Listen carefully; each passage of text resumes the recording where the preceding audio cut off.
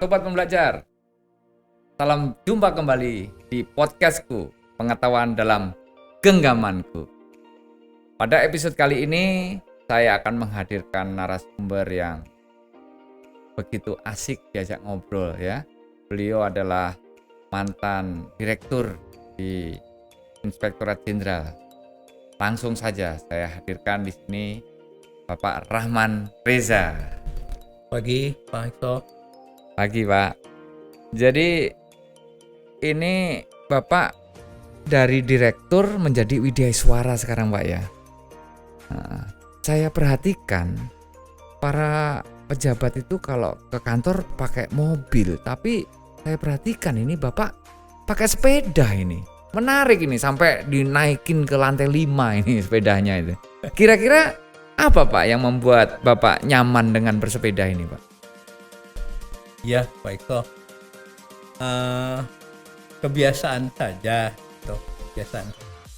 Jadi sudah lama memang saya naik sepeda dari Depok, dari Margonda. Waktu itu masih di Banteng. Itu saya pagi itu pasti naik sepeda. Pagi naik sepeda gitu ya. Jadi sopir belakangnya, di belakang jalan lah kira-kira setengah jam atau 1 jam kemudian. Oh gitu. Di pulangnya sepedanya naik mobil. Oh, Sama gitu karena ya. udaranya sudah nggak bagus gitu kan. Oh, gitu pagi. ya. Itu ada joke sedikit tuh dari anak saya. Anak saya kan sekolah di mana? Di daerah. Dia begitu tahu kerjaan saya begitu, panggil supir saya tuh pas ke rumah. Kamu berani-beranian ya, kamu naik mobil, bapak disuruh naik sepeda ya, katanya. Seru Pak ya. Iya, sampai si supirnya bukan saya, Mbak yang mau gitu kan, saya disuruh gitu. Iya. Kasihan juga tuh. Yeah. Nah ini berhubungan dengan era sekarang ini Pak, masa pandemi COVID-19. Di awal-awal banyak orang bersepeda. Ini fenomena apa yang menurut Bapak ini kok kira-kira kenapa orang pada memilih bersepeda? Hobi sepeda sampai beli sepeda itu inden Pak. Gitu. Betul. Gitu ya Pak ya. Itu menurut Bapak fenomena apa itu? Ya saya sih ngelihatnya satu karena memang mereka kan di masa pandemi dianjurkan juga untuk bergerak gitu kan, Bergerak. olahraga. Tapi kalau olahraga yang ngumpul-ngumpul seperti football, main bola gitu kan, atau berenang atau apa kan agak repot tuh. Sekarang saya lihat memang paling enak menurut saya juga ya, dan paling paling gaya lah mungkin ya, karena kan banyak juga yang selebritis pakai gitu kan, jadi semua pakai dan sepedanya memang makin lama makin enak gitu. Gitu Pak ya. Jadi mungkin mereka jadi untuk bergerak pakai sepeda gitu kan. Naik Gojek repot. Ya, jadi dari kebiasaan, kemudian makin lama makin enak, jadi lifestyle ini Pak ya jadinya ya. Jadi lifestyle ya. Ya. Nah, kemudian menurut Bapak ini, bersepeda ini kan suatu hal yang menarik, yang baik gitu loh. Nah, ini kalau dihubungkan dengan masa sekarang ini kan orang berbicara tentang smart city, green city. Ini kira-kira menurut Bapak peran pemerintah terhadap persepedahan ini bagaimana di Indonesia ini? Berat juga nih ya.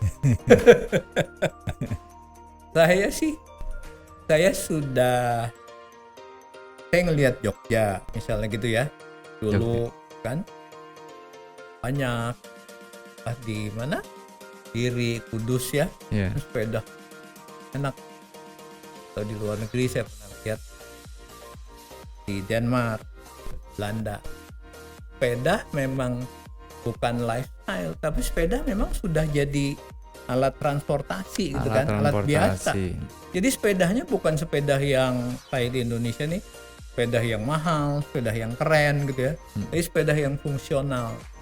Nah, harusnya menurut saya nih, ini kesempatan begitu lagi masa pandemi, orang di angkutan umum dibatasi gitu kan. Nah, orang sedang seneng-senengnya naik sepeda.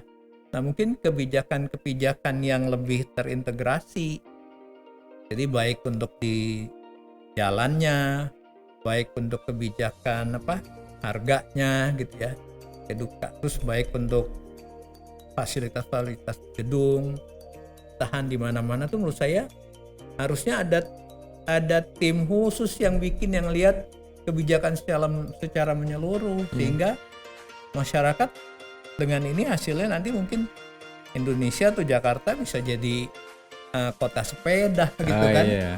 Sepeda dunia tuh mungkin lebih menarik gitu. Iya. Dipakai momennya maksud gitu saya ya. tuh. Iya, jadi kalau kita perhatikan di Belanda, di Jepang, beberapa kota besar yang pernah kita kunjungin gitu Pak ya. Jadi di universitas-universitas itu mereka naik sepeda terus langsung aja di parkiran, ceprek, itu langsung nge-lock, mereka ambil kuncinya. Jadi kayak locker sepeda di parkiran sepeda gitu ya. Betul. Seperti itu misalnya gitu ya kebijakannya ya.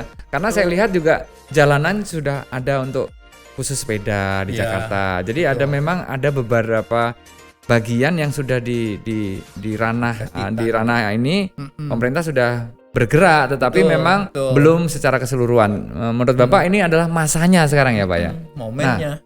Oke Pak, untuk episode kali ini pertanyaan terakhir Pak dari saya. Kenapa Bapak memilih sepeda? Kenapa merasa asik atau untuk kesehatan atau hal lain yang saya mungkin belum tahu Pak? Ya. Kira-kira. Saya sih ngikutin usia saja gitu. Jadi saya memang seneng olahraga gitu kan dari muda lah, dari kuliah di Bandung itu saya biasa lari ke mana? Ke atas, ke Puncrut gitu kan, lari. Nah di Banteng juga waktu itu saya waktu eselon 3, eselon 4 tuh lari Pak. Jadi lari keliling Banteng itu datang pagi lari keliling Banteng gitu.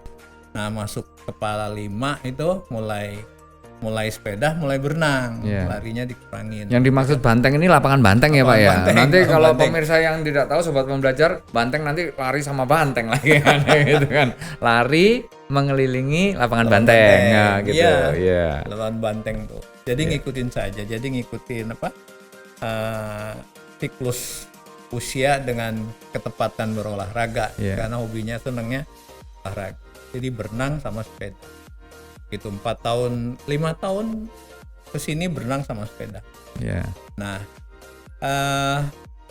di sepeda kalau menurut saya sih terutama buat ASN, buat yang jadi kita ngalamin sendiri Pak.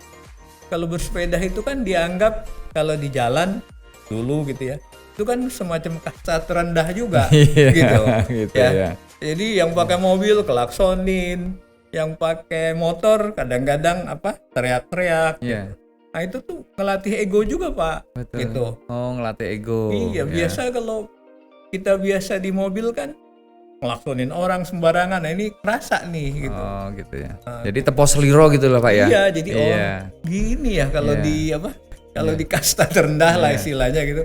Oh gini ya, kita harus sabar, harus terima. Nah itu juga semacam pelatihan juga sih menurut latihan saya mental juga Pak ya. Betul. Kepanasan, kehujanan, lapar, capek kan gitu ya. Bercampur jadi satu. Tapi ada pameo Pak kalau di sepeda. Oh begitu. Kalau naik sepeda itu kalau panas dia nggak kehujanan. Kalau lagi musim lagi hujan juga kita nggak kepanasan. Oke, gitu. jadi kalau panas nggak kehujanan, hujan nggak panasan. Pameonya begitu ya. Nah, jadi ini menghibur diri nih. Jadi memang luar biasa Pak. Ini saya juga tinggal di kota kecil di daerah Jawa Timur di Kediri sana. Dulu pada saat saya SMA itu mungkin 80% pelajarnya itu semua naik sepeda. Nah kalau pulang sekolah itu bareng sama pabrik, salah satu pabrik rokok di sana. Betul. Pegawainya tuh 40.000 dan mbak-mbak semua. Namanya Mbak Lin, Mbak Linting. Ya, Mbak Linda, linting daun kan gitu ya. Mbak Linda ini semuanya kalau pulang naik sepeda. Jadi kota Kediri itu kalau sore dari jam 4 sampai jam 5 itu full sepeda. Mobil susah lewat. Nah ini sekarang kayaknya sudah mau mengarah ke sana lagi nih. Jadi kita harap nanti sepeda digiatkan, semakin sehat, mental kita jadi baik, itu ya Pak ya. Betul. Ini ya.